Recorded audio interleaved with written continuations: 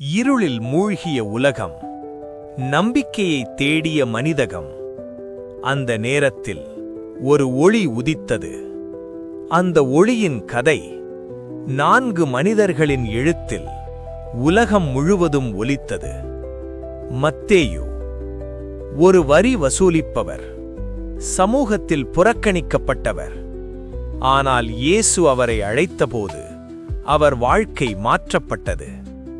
மத்தேயு எழுதிய சுவிசேஷம் இயேசுதான் வாக்குத்தத்த மசியா என்பதை நிரூபிக்கும் வல்ல சாட்சி.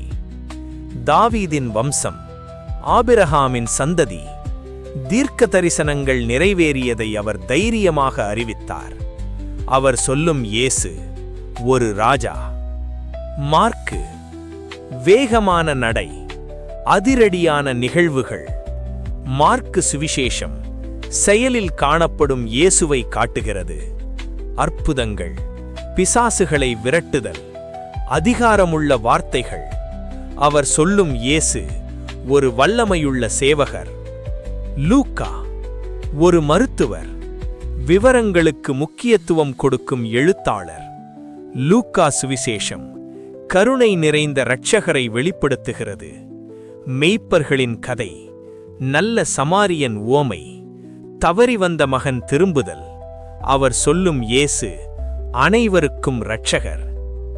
யோவான் மற்றவர்கள் சொன்னதை விட ஆழமாக, இதயத்தின் ஆழத்தை தொடும் வார்த்தைகள்.